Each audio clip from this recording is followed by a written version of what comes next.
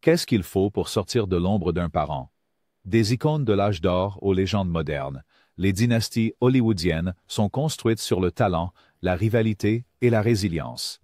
Rejoignez-nous pour découvrir les histoires des stars qui ont hérité de la célébrité et celles qui ont tracé leur propre voie. Tout d'abord, un nom synonyme de rébellion et de renaissance.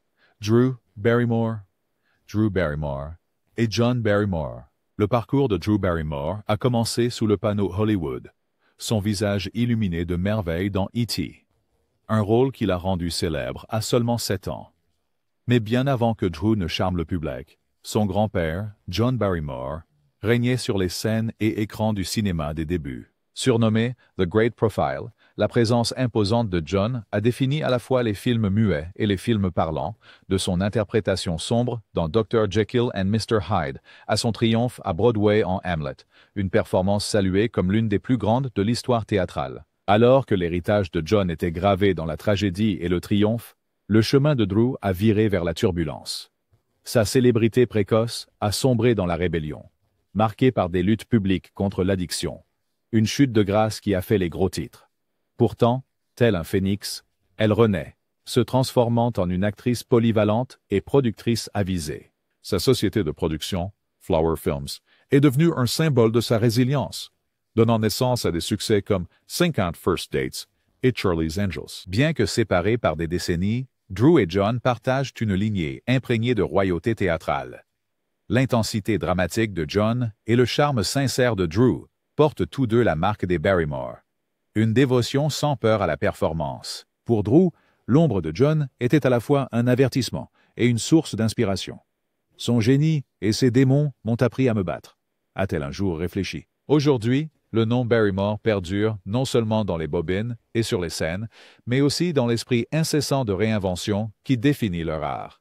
Geraldine Chaplin et Charlie Chaplin. Geraldine Chaplin s'est taillé sa propre place dans le cinéma, embrassant des rôles qui mettaient en valeur son talent pour des personnages éthérés et introspectifs. Son art, cependant, est indéniablement lié à son père, Charlie Chaplin, né en avril 1889, dont le personnage iconique du vagabond a révolutionné la comédie du cinéma muet. Le parcours de Charlie, des rues pauvres de Londres à la renommée mondiale, témoignait de son génie comique et de son talent pour raconter des histoires émouvantes, culminant dans des classiques intemporels comme Les Lumières de la Velle et Les Temps modernes. Géraldine a hérité de ce sens du spectacle et d'une certaine gravité fantaisiste.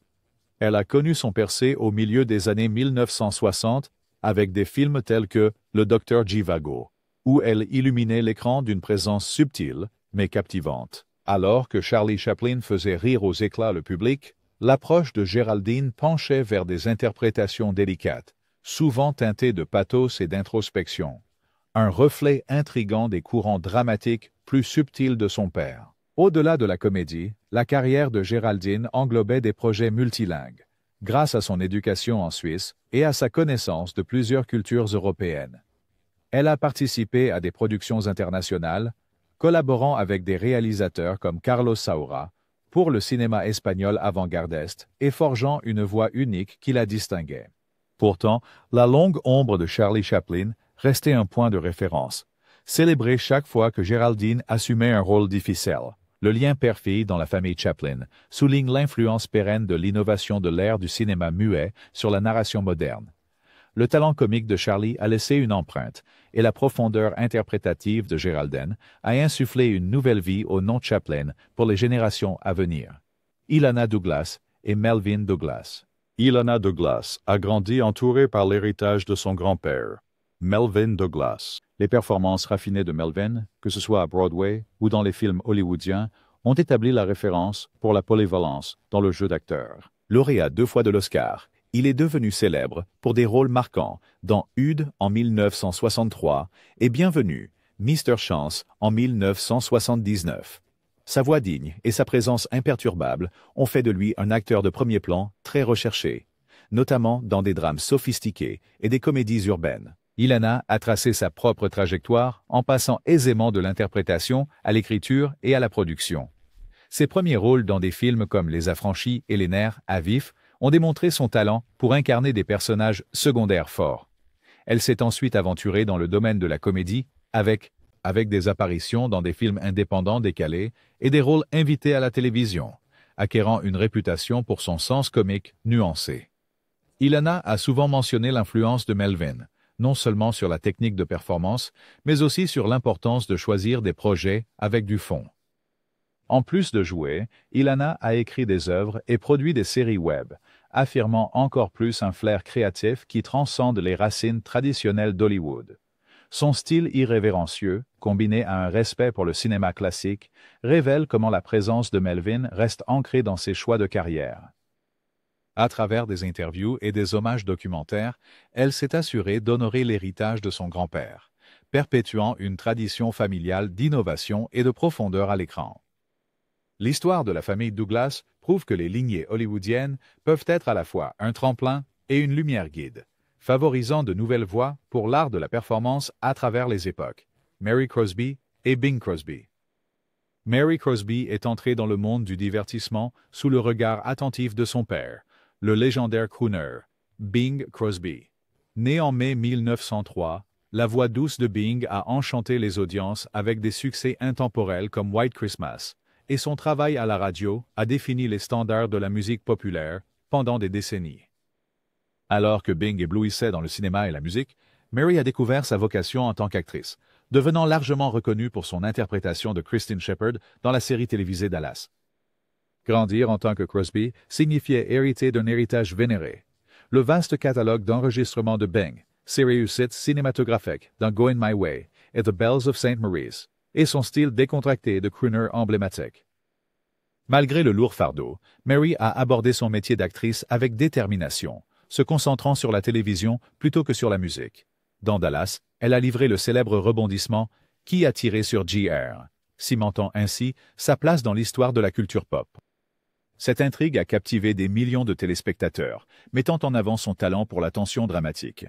Au-delà de sa carrière d'actrice, Mary s'est distinguée sur le plan académique, terminant ses études secondaires en avance et entrant à l'université à l'âge de 15 ans. Cette soif de connaissances, combinée à sa maîtrise bilingue de l'espagnol, a ouvert des voies internationales et façonné une vision cosmopolite rarement associée à ceux des familles classiques de Hollywood. Bien qu'elle n'ait pas suivi le chemin musical de son père, la résilience de Mary et sa quête d'individualité rappellent l'esprit pionnier qui a fait de Bing une légende. Ensemble, ils forment une histoire de famille, soulignée par la polyvalence, le talent et une popularité durable. Jane Fonda et Henry Fonda. Jane Fonda est plus qu'une simple actrice. Elle est une militante passionnée, une gourou du fitness et une icône culturelle. Son père, Henry Fonda, né en mai 1905, incarnait une intégrité inébranlable à l'écran, en particulier dans des classiques comme Les raisins de la colère et 12 hommes en colère. Alors qu'Henry projetait l'aura du parfait américain moyen, Jane a façonné sa carrière à travers des rôles audacieux et des positions politiques courageuses. Bien que père et fille aient eu leurs différences, ils sont apparus ensemble dans La Maison du Lac en 1981, un film poignant qui reflétait leur dynamique hors écran.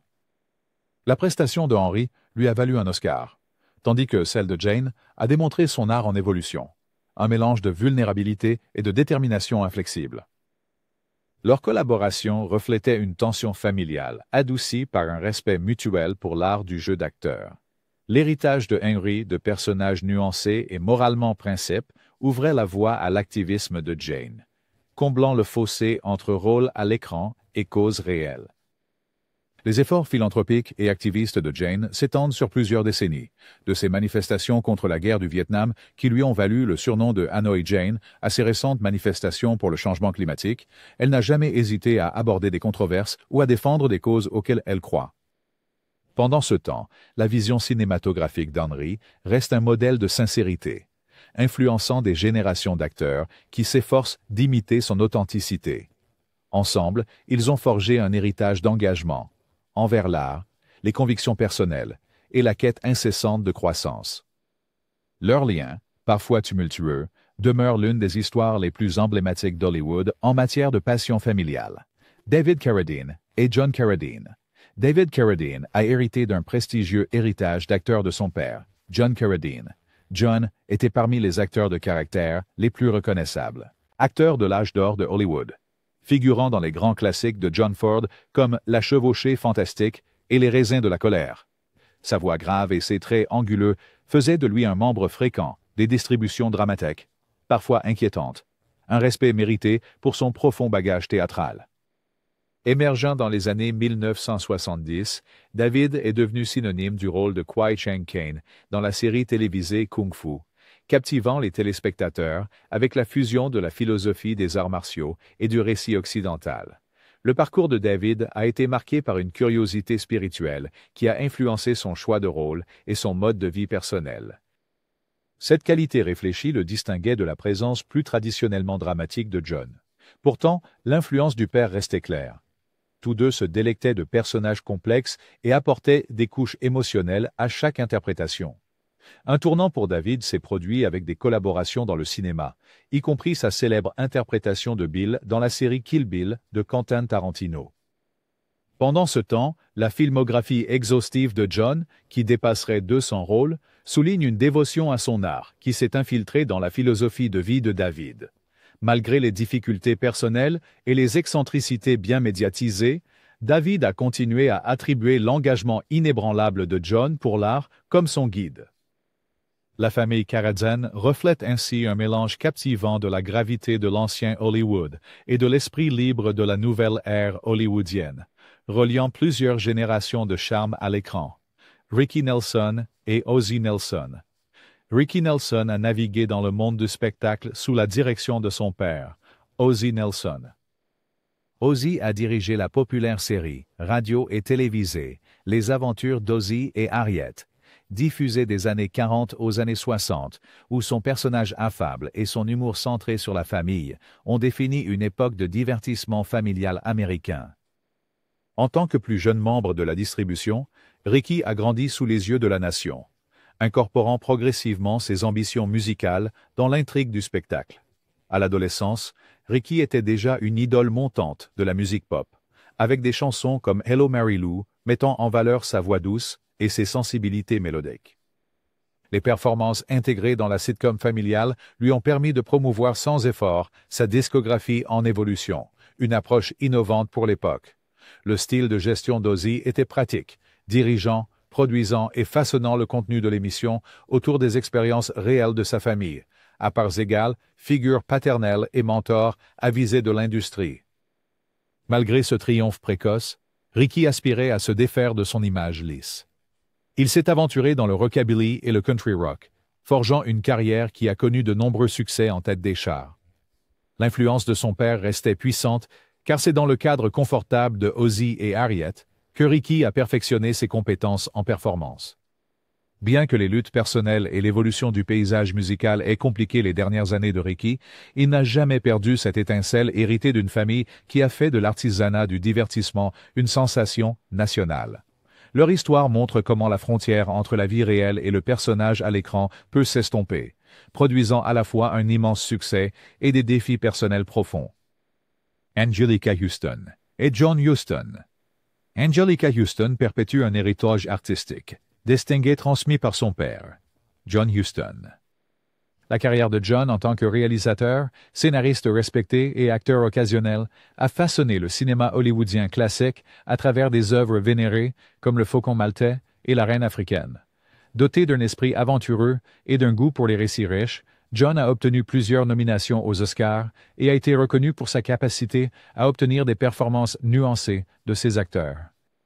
Anjelica a grandi au milieu des plateaux de tournage et des escapades bohèmes, cultivant une profonde appréciation pour l'expression créative. Elle a d'abord poursuivi une carrière de mannequin dans les années 1960, travaillant avec des photographes de mode renommés. Cependant, le domaine cinématographique de son père l'a attirée, menant à des rôles mémorables comme celui de Melrose Pritz dans L'honneur des Prisi en 1985, qui lui a valu un Oscar. Collaborer avec John sur ce film a non seulement consolidé la notoriété d'Anjelica, mais a également souligné la synergie père-fille, devant et derrière la caméra. Ses performances suivantes, de Morticia Addams dans La famille Addams à ses rôles dans les mondes fantaisistes de Wes Anderson, reflètent un mélange de sophistication et d'idiosyncrasie, rappelant les choix de mise en scène audacieux de John. Au-delà de l'acte, En tant qu'actrice, Angelica s'est lancée dans la réalisation, capturant l'esprit de son père pour la profondeur narrative et visuelle. La lignée des Houston incarne une dynastie créative où l'art audacieux rencontre l'héritage familial. L'empreinte de John sur l'âge d'or du cinéma se fond parfaitement avec la présence moderne d'Angelica à Hollywood, formant une tapisserie multigénérationnelle de génie narratif qui continue de captiver les publics du monde entier. Patrick Wayne et John Wayne.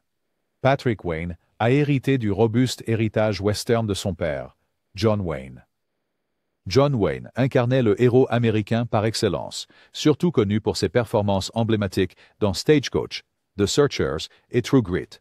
Surnommé The Duke, il incarnait l'individualisme robuste et les codes moraux traditionnels, dominant les genres de films western et de guerre pendant des décennies. Ayant grandi avec l'un des visages les plus célèbres d'Hollywood, Patrick s'est retrouvé dans une position unique, souvent distribué dans des rôles aux côtés de son père. Parmi leurs collaborations notables figure l'épopée The Alamo en 1960, où Patrick a interprété le capitaine James Butler Bonham. Travailler sous la direction de John Wayne a offert à Patrick une place de choix pour observer la vision exigeante et le dévouement inébranlable de son père. Bien qu'éclipsé par la personnalité imposante de John, Patrick a tracé sa propre carrière, apparaissant dans plus de 40 films, y compris des films d'aventures familiaux qui contrastaient avec les westerns âpres de l'époque de son père. Bien qu'il partageait des scènes sur le plateau, le parcours de Patrick a divergé lorsqu'il est passé à l'animation du jeu télévisé Tic-Tac-Toe en 1990, montrant un côté plus léger rarement exploré dans la filmographie de John. Cette transition a mis en évidence l'adaptabilité de Patrick, prouvant que le nom Wayne pouvait s'étendre au-delà des fusillades cinématographiques. Pourtant, le lien père-fils est resté évident. Pour Patrick, perpétuer l'intégrité et l'éthique de travail que John incarnait était plus crucial que de reproduire exactement sa trajectoire de star. Leur relation, tissée à travers des moments partagés à l'écran et un engagement personnel, témoigne d'un héritage de force, de résilience et de dévouement au sein de la riche tradition western d'Hollywood. Jeff Bridges et Lloyd Bridges. Jeff Bridges représente une force polyvalente dans le cinéma contemporain, traçant ses racines jusqu'à son père, Lloyd Bridges. Lloyd a joui d'une reconnaissance étendue dans des films comme High Noon et en tant que vedette de la série télévisée Sea Hunt de 1958 à 1961. Réputé pour son aura bienveillante et son large sourire, Lloyd a vu sa carrière prospérer dans des rôles comiques et dramatiques, posant ainsi les bases du futur succès de Jeff. Ayant grandi sur les plateaux de tournage, Jeff a fait ses débuts cinématographiques à l'âge de 2 ans, apparaissant avec sa mère dans The Company She Keeps en 1951. Pourtant, sa véritable percée est survenue des décennies plus tard, propulsée par des rôles dans The Last Picture Show en 1971 et Starman en 1984. Tandis que la personnalité charmante et inébranlable de Lloyd formait la perception de la génération plus âgée, la présence à l'écran de Jeff passait fluidement du drame à la comédie, et même au statut de film culte avec The Dude dans The Big Lebowski en 1998. La famille Bridge collaborait souvent, Lloyd et Jeff partageant parfois l'écran. Leurs apparitions illuminaient une dynamique chaleureuse hors écran, soulignée par une admiration mutuelle. Alors que la carrière de Jeff progressait, culminant par une victoire aux Oscars pour Crazy Heart en 2009, il faisait souvent référence à l'éthique de travail inspirante de Lloyd et à son sens du timing comique. Le père et le fils sont également connus pour leur philanthropie et leur amour de la musique. Jeff est un guitariste accompli, tandis que Lloyd appréciait le chant théâtral. En fin de compte, le clan Bridges incarne une lignée d'adaptabilité et de camaraderie, prouvant que le succès à Hollywood peut être harmonieusement transmis d'une génération à l'autre. Romina Power et Tyrone Power. Romina Power a grandi avec l'aura cinématographique de son père, Tyrone Power. Tyrone était un acteur principal séduisant de l'âge d'or d'Hollywood, jouant dans des aventures de cape et d'épée comme Le Signe de Zorro et des drames romantiques majeurs. Sa présence magnétique à l'écran faisait de lui l'une des idoles les plus recherchées de l'époque, attirant les spectateurs du monde entier, avec un mélange de charisme et de grâce chevaleresque. Dès son enfance, Romina a absorbé l'esprit d'aventure de son père, bien que son chemin l'ait mené principalement dans l'industrie musicale. En s'associant avec le chanteur italien Albano Carrisi, elle a formé le duo Albano et Romina Power, Captive rencontrant des publics européens tout au long des années 1970 et 1980, avec des succès comme Felicita. Cette transition des décors épiques d'Hollywood aux hit-parades européens illustrait sa volonté de forger une identité unique au-delà de la renommée cinématographique de son père. Romina a également exploré le cinéma italien, s'appuyant sur son héritage bilingue et se distinguant davantage des rôles hollywoodiens de Tyrone. Malgré sa mort prématurée alors que Romina était encore enfant, elle reconnaît souvent le lien qu'elle ressent à travers ses films. Elle s'est également consacrée à la peinture et à l'écriture, élargissant sa palette créative.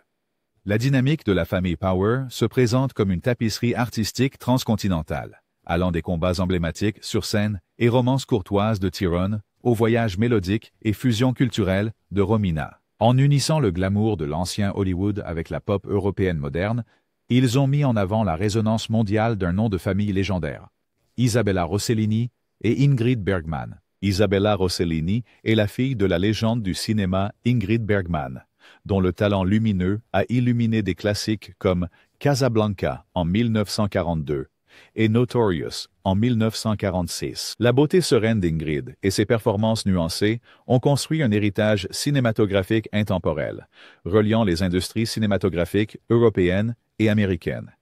Sa collaboration avec Roberto Rossellini a entraîné une révolution artistique dans le néo-réalisme italien, un changement dramatique qui a également façonné le cours de la vie d'Isabella. Bien qu'Isabella ait commencé comme mannequin, célèbre pour sa collaboration avec Lancôme, elle s'est finalement tournée vers le cinéma, jouant dans des œuvres éclectiques comme Blue Velvet de David Lynch en 1996. Dans ses rôles, Isabella a fait preuve d'un esprit audacieux, rappelant la volonté de sa mère de repousser les limites. Les deux femmes ont combiné élégance et profondeur, forgeant des connexions émotionnelles qui transcendèrent l'écran. Pourtant, le parcours créatif d'Isabella s'est également étendu à l'écriture et aux activités académiques.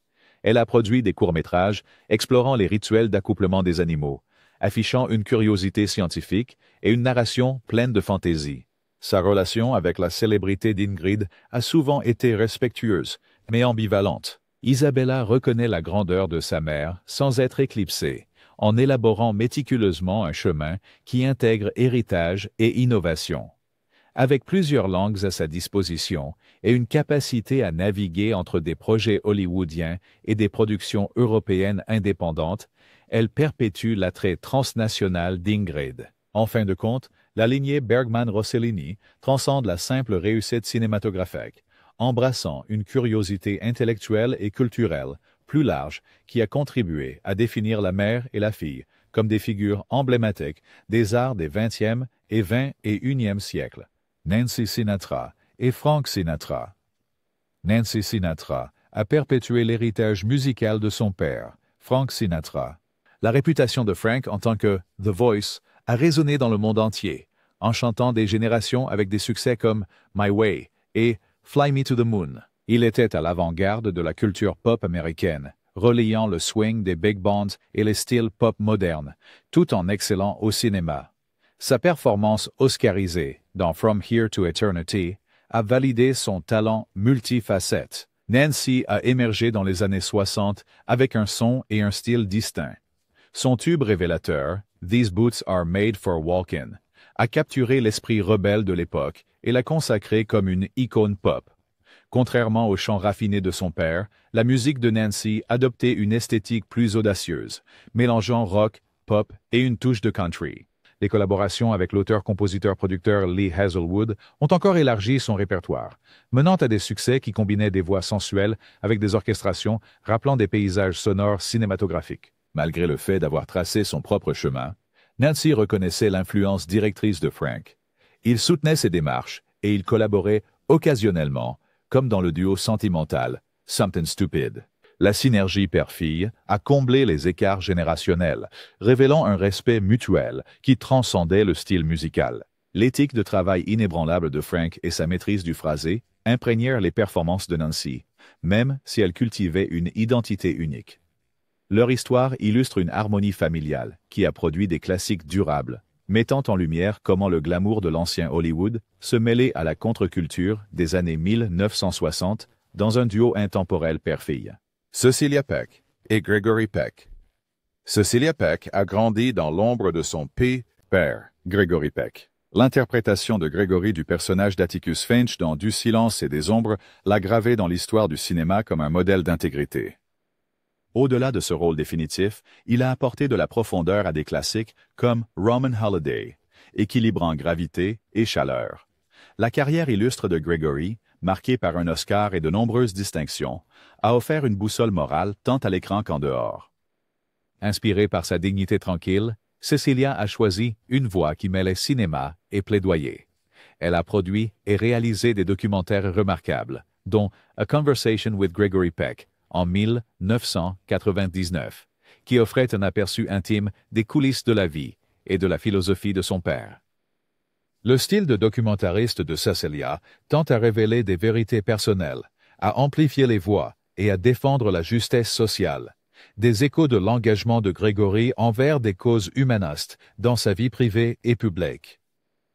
Bien qu'elle ait fait quelques apparitions en tant qu'actrice, notamment dans des films comme Torn Apart, Cecilia a trouvé sa vocation dans le domaine de la narration et du commentaire social. Ses crédits de production reflètent un engagement envers des sujets d'actualité, et elle a beaucoup parlé de l'influence de Gregory sur son cadre moral. Ensemble, ils illustrent comment un héritage familial peut être plus qu'une simple performance.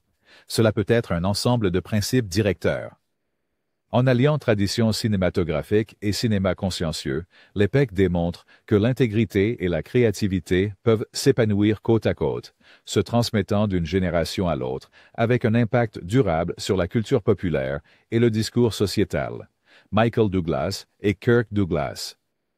Michael Douglas, né en septembre 1944, a tracé son propre chemin à Hollywood, mais les racines de son succès remontent à son père, Kirk Douglas, né en décembre 1916.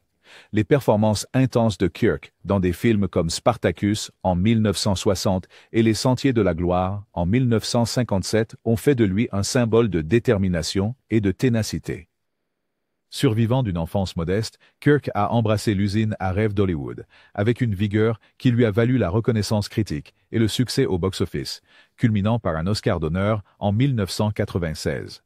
Les premières incursions de Michael dans le métier d'acteur et de producteur ont parallèlement reflété l'élan irrésistible de Kirk. Il a trouvé le jackpot en produisant Vol au-dessus d'un nid de coucou en 1975, un film à l'origine défendu par Kirk pour la scène. Les rôles ultérieurs de Michael, de Wall Street en 1987, qui lui a valu un Oscar du meilleur acteur à Liaison fatale à la charge psychologique, ont cimenté son statut d'acteur de premier plan avec un penchant pour les personnages complexes. Malgré leur renommée croisée, père et fils sont rarement apparus ensemble à l'écran. Cependant, ils ont joué ensemble dans It Runs in the Family en 2003, aux côtés du fils de Michael, Cameron, réunissant 3 générations de Douglas. Le film a subtilement mis en avant leur dynamique réelle, l'ambition, la résilience et un engagement inébranlable envers la narration. Même lorsque Kirk s'est éloigné des feux de la rampe, Michael a continué à conclure des affaires, à jouer dans des blockbusters et à s'essayer à des rôles comiques. Leur succès entrelacé incarne la synergie d'une passion partagée, une dynastie hollywoodienne résonnante à travers les décennies, preuve qu'une dévotion extraordinaire et une présence magnétique peuvent traverser les générations, façonnant le tissu même de l'histoire cinématographique. Christopher Mitchum et Robert Mitchum.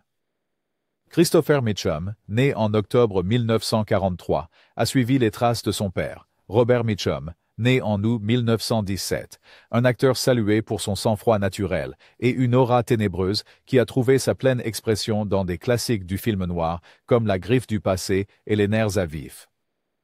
Le ton traînant caractéristique de Robert et sa présence glaciale ont cimenté sa place parmi les anti-héros d'Hollywood, conjuguant popularité grand public et mystique de dur à cuire. Christopher s'est lancé dans la comédie à la fin des années 1960 et 1970, souvent choisi pour des films d'action et des westerns. L'une de ses collaborations remarquables fut avec John Wayne, mettant en valeur l'adaptabilité de Christopher et son talent pour le genre. Mais tandis que la célébrité de Robert tournait principalement autour des grands studios de Tinseltown, Christopher a embrassé des opportunités internationales, s'étendant à l'Espagne et aux Philippines, où il a été la tête d'affiche de films de genre qui ont cultivé un public fidèle. L'ombre de son père planait. Pourtant, Christopher a forgé sa propre identité d'acteur, prouvant que la célébrité peut être réinterprété et mondialisé. Bien que Christopher n'ait pas eu l'icône de la personnalité de Robert, il a maintenu un travail constant et s'est aventuré dans l'écriture de scénarios, élargissant ainsi ses activités créatives. Tout au long des interviews, Christopher a reconnu la double bénédiction et le fardeau d'être un Mitchum, notant comment la réputation hors norme de Robert pouvait soit ouvrir des portes, soit fixer des attentes impossibles à atteindre.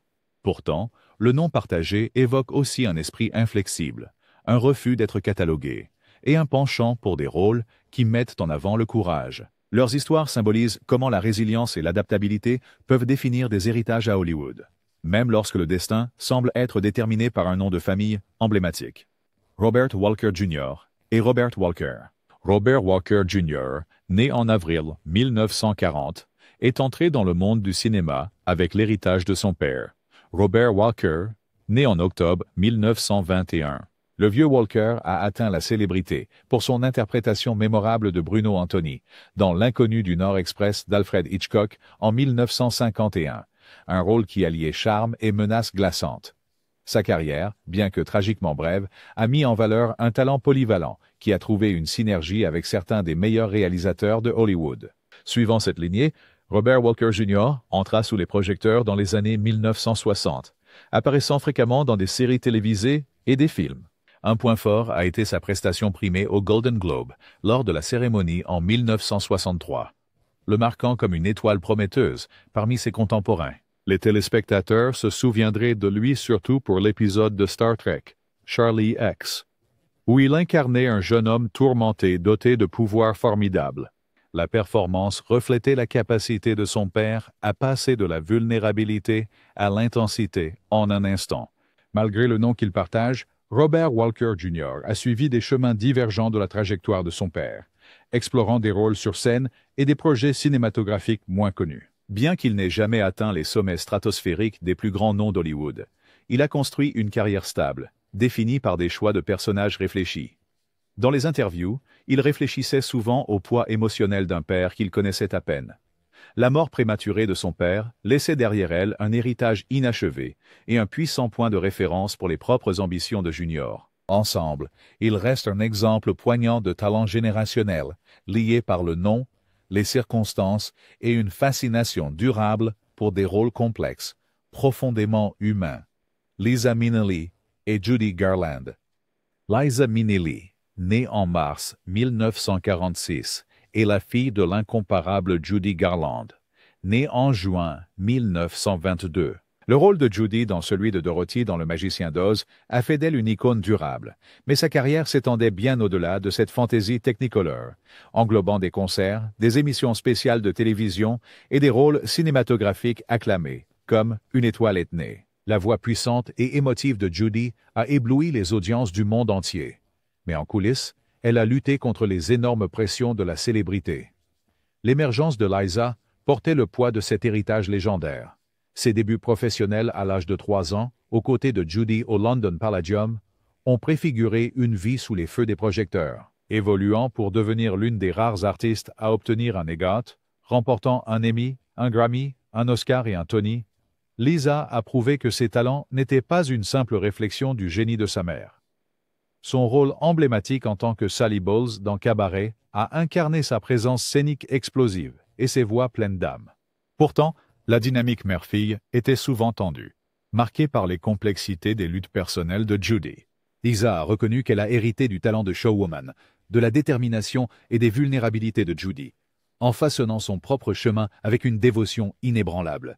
Grâce à des tournées de concerts célébrées et des collaborations emblématiques, comme son travail avec le chorégraphe Bob Fosse, Liza s'est fermement établie comme une légende du théâtre musical. Collectivement, l'histoire de Judy et Liza est une tapisserie de chagrin, de triomphe et de génie artistique, illustrant comment le pouvoir de la performance peut transcender les défis générationnels et redéfinir ce que signifie vivre sous le regard du public. Melissa Newman et Paul Newman. Melissa Newman, née en septembre 1961, est la fille de Paul Newman, né en janvier 1925, dont les yeux bleus perçants et les rôles charismatiques ont fait de lui l'un des acteurs principaux emblématiques d'Hollywood. Connu pour Cool hand Luke en 1967, Butch Cassidy et The Sundance Kid en 1969, et de nombreux autres succès. Paul combinait le charme avec un esprit rebelle qui résonnait à travers les générations. Ses engagements philanthropiques, comme celui de Newman's Own, ont démontré que la célébrité pouvait être mise au service du bien social. Bien que Melissa se soit essayée à l'art dramatique, apparaissant dans des films tels que Monsieur et Madame Bridge en 1990 aux côtés de ses parents, elle a finalement exploré d'autres horizons créatifs. La sculpture, la peinture et une passion pour le chant sont devenus les points focaux de son expression personnelle, montrant un talent artistique qui faisait écho à l'art cinématographique de son père.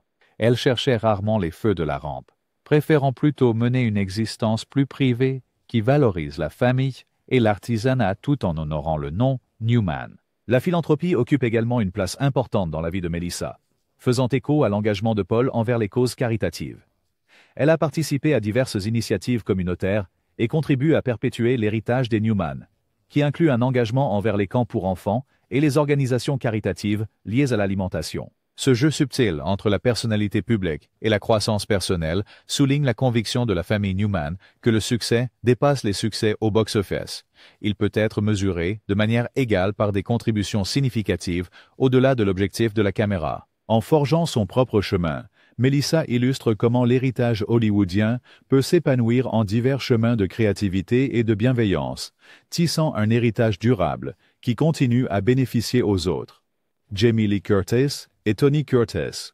Jamie Lee Curtis est entrée dans le monde de l'horreur avec un cri entendu dans le monde entier. Née en novembre 1958, elle est devenue l'ultime survivante emblématique dans Halloween de John Carpenter en 1978, un rôle qui l'a propulsée dans la célébrité en tant que reine du cri par excellence du cinéma. Et pourtant, avant que Jamie ne transforme la peur en fortune, son père, Tony Curtis, était déjà une légende. Né Bernard Schwartz en juin 1925, Tony s'est transformé en un séducteur d'Hollywood, jouant dans des classiques comme Some Like It Hot en 1959 et The Defiant Ones en 1958. Sa polyvalence caméléon lui a permis de passer de la comédie au drame, laissant une marque indélébile sur le cinéma du milieu du siècle. Alors que Jaime a hérité du sens dramatique de son père, son chemin a divergé nettement. Là où Tony s'épanouissait dans le système des studios, Jaime s'est taillé une place dans le genre de l'horreur indépendant. Son personnage de Laurie Strode est devenu un point de repère culturel, redéfinissant l'héroïne féminine dans les films de slasher.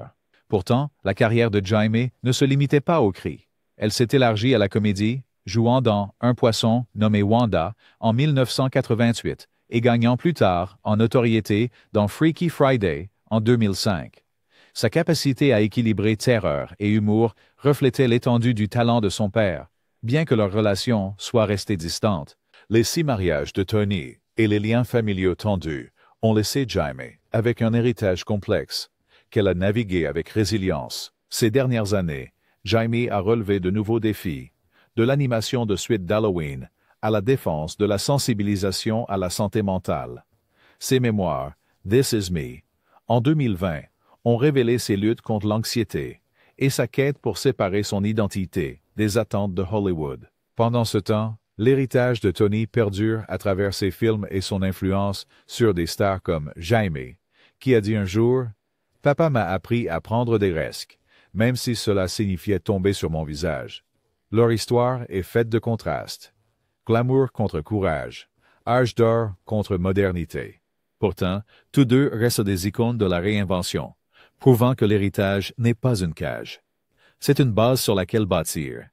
Kate Burton et Richard Burton. La carrière d'actrice de Kate Burton était quasiment inévitable. Née en février 1960 de l'illustre Richard Burton, elle a grandi à l'ombre de l'une des voix les plus tonitruantes du théâtre. Richard, né en novembre 1925, était un titan de la scène et du cinéma, célèbre pour ses rôles shakespeariens et son alchimie électrisante avec Elizabeth Taylor. Sa performance en tant que Hamlet dans l'adaptation cinématographique de 1964 reste un modèle d'intensité tragique, tandis que son rôle de roi Arthur dans Camelot en 1967 a mis en avant sa gamme opératique. Pourtant, la vie de Richard était aussi dramatique que ses rôles, marquée par l'alcoolisme, les scandales de tabloïds et un mariage tumultueux qui captivait le monde. Kate, cependant, a choisi un chemin plus tranquille. Alors que Richard dominait Broadway et Hollywood, Kate a trouvé sa voie dans l'intimité du travail théâtral. Ses performances dans des pièces comme La Ménagerie de verre et La Mouette ont révélé un talent nuancé, ancré dans la subtilité émotionnelle plutôt que dans la grandeur. Elle a également adopté la télévision, jouant dans Scandal de 2012 à 2018, dans le rôle d'Abby Whelan, un personnage moralement complexe qui a mis en valeur sa capacité à naviguer dans les zones grises. Leur relation était marquée à la fois par l'admiration et la distance.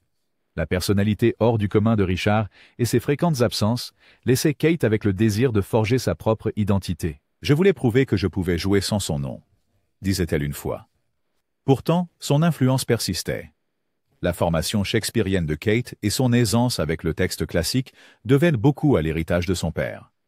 Lorsqu'elle a repris son rôle emblématique dans « Qui a peur de Virginia Woolf ?» en 2016, les critiques ont noté des échos de son énergie brute dans sa performance. Aujourd'hui, Kate continue de combler le fossé entre la scène et l'écran, incarnant l'engagement de la famille Burton envers l'excellence dramatique. Sa carrière est un témoignage du pouvoir de l'héritage, non comme un fardeau, mais comme un pont entre les générations. Du tonnerre shakespearien de Richard au drame moderne de Kate, les Burton nous rappellent que l'art, tout comme la famille, est une conversation à travers le temps. Merci de nous avoir rejoints dans ce voyage à travers les arbres généalogiques remarquables d'Hollywood. Des pionniers du cinéma muet aux lauréats modernes, chaque génération a apporté quelque chose de nouveau, tout en honorant l'éclat de ceux qui les ont précédés. Nous espérons que ces histoires vous inspireront à réfléchir sur les héritages dans votre propre vie. N'oubliez pas de liker, de vous abonner et de partager si vous avez apprécié cette exploration. Restez à l'écoute pour plus de plongées en profondeur dans les étoiles les plus brillantes du divertissement.